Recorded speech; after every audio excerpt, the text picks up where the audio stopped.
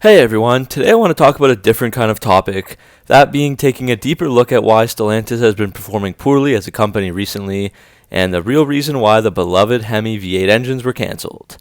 A lot of this has to do with former CEO Carlos Tavares, which will be a big focus of this video. So I've broken the video down into three parts. First, looking at the stats and data which show how poorly Stellantis has been performing. Second, talking about Carlos Tavares and some of his downfalls and mistakes which caused that poor performance, especially for the North American brands like Chrysler, Dodge, Jeep, and Ram. And third, talking about the real reason our beloved Hemi was discontinued. So let's get started. First, we can analyze the recent performance of Stellantis. Carlos Tavares took over as Stellantis CEO in January 2021, so since then we can see sales have fallen very sharply in the US for the major Stellantis brands, Chrysler, Dodge, Jeep, and Ram. Jeep has seen sales drop 23.5% since 2021, resulting in a big market share loss from 5.14% to 3.66%. Ram has performed even worse, dropping 32.2% since 2021, with market share dropping from 4.33% to 2.73%. Dodge also declined severely, suffering a 34.3% sales drop since that time and a 38.9% drop in market share. Chrysler is the lone brand that has actually seen the sales totals rise by 8.4% since 2021. Overall in the US, the sales have dropped by 26.2% over this 4-year period, which is almost 464,000 less vehicles sold per year. This is across the entire Stellantis portfolio in the US, so that includes Chrysler, Jeep, Dodge, and Ram, along with Fiat, Maserati, and Alfa Romeo. And that's a huge 31.3% loss in market share from 11.82% to 8.12%. Analyzing global sales, they dropped by 12% and the net profit dropped 70% in 2024 versus the 2023 numbers. Taking a look at the share price over the last year, that has also fallen from as high as $29.51 USD on March 25, 2024 to just $12.75 USD as of February 28, 2025. Just looking at 2024, Stellantis shares lost around 40%, whereas competitors Ford lost 7% and General Motors was up 55%. So now we enter part 2 looking at Carlos Tavares. Again, he took over as the Stellantis CEO after the PSA and Fiat Chrysler merger in January 2021 and resigned on December 1st, 2024, citing different views with Stellantis' board. Stellantis said Tavares was not seeking a new CEO term and would retire at the end of his current mandate in early 2026. At the end of September 2024, the Stellantis Board of Directors launched a procedure to prepare his succession, even though his mandate ran until 2026. French financial newspaper Les Echos reported that Tavares' departure was a negotiated resignation that came after the company's board decided to terminate the executive. In the meantime, Stellantis will be managed by an interim executive team led by Chairman John Elkann, a member of the Agnelli family, whose Exor holding company owns roughly 14.4% of Stellantis. The timeline is 6 months to name a new CEO. Everyone who cared about Stellantis or worked for them were very unhappy with Tavares. CNBC interviewed many sources throughout 2024 who agreed to speak on the condition of anonymity in order to talk freely and avoid repercussions. First, many didn't like his practices, as he would spend up to 1 week a month at his ranch in Portugal, took a summer break from work despite being compensated around $40 million US in salary, stock, and benefits, and held meetings in European time zones, meaning that American employees had to meet in the middle of their night or very early morning and then work the full day afterwards. Even French President Emmanuel Macron criticized these astronomical sums that Tavares was getting paid. So Tavares faced criticism from unions, dealers, customers, and internal managers as well. Stellantis reportedly wanted him out due to a significant disagreement with the board regarding his strategy, particularly his focus on cost-cutting, which many felt was damaging key American brands like Jeep and Ram, and that led to weakening sales and a stock slump, and he was also not properly addressing long-term strategies for the company and customer satisfaction in the US market. There was also a heavy focus on electric cars under his Dare Forward 2030 plan, as he was trying to transition every single Stellantis brand towards EVs to comply with increasing global emission standards, even if those EVs did not make any sense for certain brands, like, say, Dodge or Jeep.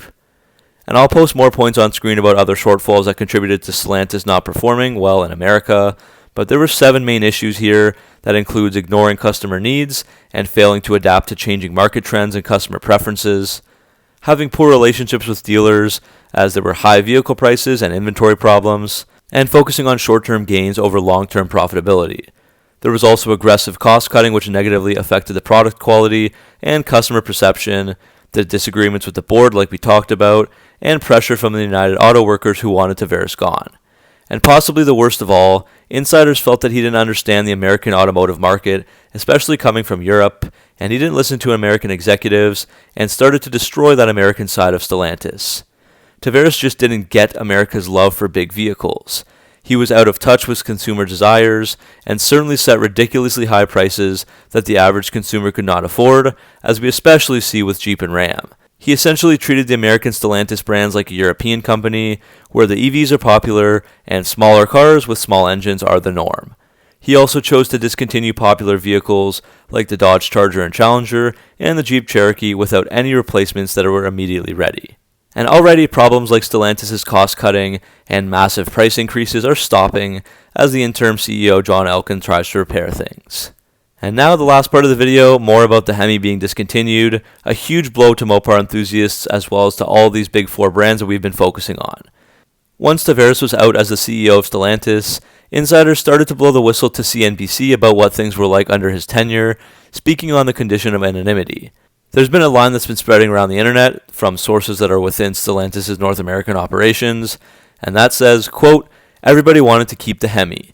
Engineers, marketers, and even executives in the US knew how important it was for our customers.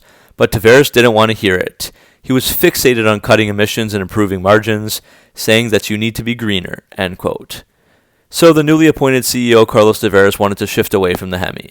It was part of his cost-cutting strategy under that Dare Forward 2030 plan, as he wanted to increase the profit margins while transition every Stellantis brand towards EVs to comply with the increasing global emission standards. Of course, this is such a controversial and detrimental decision for the US market, which happens to be Stellantis' largest and most profitable. Insiders have said, quote, "If you're selling performance vehicles in America, you need a V8," end quote.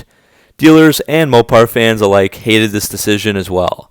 I've seen this firsthand, with thousands of comments in the last few years from my viewers that are voicing their displeasure at this decision to remove the Hemi for a variety of valid reasons, such as, quote, "The Hemi isn't just an engine, it's a legacy. Stellantis is throwing away what makes their cars special," end quote. From the dealer standpoint, the Hemi V8 was just such a central part of the likes of the Dodge Charger, Challenger, Durango, Jeep Grand Cherokee, and Ram 1500. Dealer relationships began to become strained as they felt the loss of the Hemi made it very difficult to sell their key models. One Dodge dealer said, quote, "The Hemi was a selling point. It brought people into the showrooms. Customers didn't want a turbocharged six-cylinder as a replacement for a roaring V8, end quote. This green mindset was also part of the huge mistake to release the electric Dodge Charger Daytona before the gas six-pack models. Sources claim that Fiat Chrysler had a plan from 2019 for a gradual evolution, eventually replacing the 5.7 and 6.4-liter Hemi engines with the twin-turbocharged Hurricane inline six-cylinders, while keeping the supercharged Hemi V8 for the high-performance models. So this might have happened regardless, but it was Tavares who had this huge oversight and not only fully removed all the Hemis, including the supercharged version, but also forced the launch of the electric Charger Daytona first. Not only does this turn off lots of Dodge customers, but I find that many people just don't know or understand that the six-pack Hurricane models are even a thing, and they're just focused on the media and news about the Daytona EV instead, since that's what's being brought to the auto shows and predominantly talked about on social media since it's out first. It's also just common sense to make any massive transition more gradual, and muscle car and Dodge and Mopar enthusiasts might have been able to accept a new gas vehicle more easily, like the upcoming six-pack, especially since it has more power and better fuel economy, but they've been a lot less accepting going from the likes of the 6.4-liter and supercharged 6.2-liter V8s directly to a fully electric vehicle with a fake exhaust sound. Now, all the reports do say that the executives at Stellantis tried repeatedly to lower the priority of the EV models, or at least launch the gas ones first to keep the sales figures high. Tavares, they say, was dismissive of those ideas, showing me that he has no clue who Dodge's customers are and what they want, and they very well may have had a more positive reception to the new Chargers had they released the six-packs first, like I just talked about. The new Charger looks great, but I don't see it succeeding as well as the old one because it's lacking a V8, a hybrid, and a small gas engine. North American consumers don't want battery and six-cylinder turbo engines in a muscle car. The previous Charger always sold well, despite everyone calling it a dinosaur on the same platform since 2011, because it had an engine for everyone. 3.6, 5.7, 6.4, the supercharged 6.2, and even the likes of the hard-to-find models like the King Daytona for the rare and rich collectors. Having no Hemi engine removes this option entirely to stagger the different engines. So despite their huge popularity and importance to Dodge, Tavares saw these engines as a financial and regulatory burden, always prioritizing electrification and more fuel-efficient powertrains, such as that twin-turbocharged Hurricane inline six-cylinder. One insider elaborated on this, saying, quote, Tavares didn't want to keep buying emissions credits from Tesla, and he saw the Hemi as an unnecessary liability, but removing it without fully prepared replacements alienated a lot of loyal customers, end quote. This is also why we kept seeing former Dodge CEO Tim Kuniskis being essentially forced to talk about different excuses and reasons why Dodge was going electric, saying things like the days of the Hemis were numbered due to compliance fines, and that their engineers were reaching a practical limit of what they can get out of internal combustion engines. Now, at least we know that Dodge and most of the people at Stellantis truly wanted to keep that Hemi V8 alive, just like Ford has done with their V8 and the Mustang, but Carlos Tavares was in the way of that. So that's the end of this video. What did you guys think of this topic? Let me know your thoughts down in the comment section below. With Tavares gone, the future is at least brighter and hopefully things can begin to improve for Stellantis soon. Thanks for watching. Make sure to like and subscribe for all your Mopar content, and I'll see you in the next video.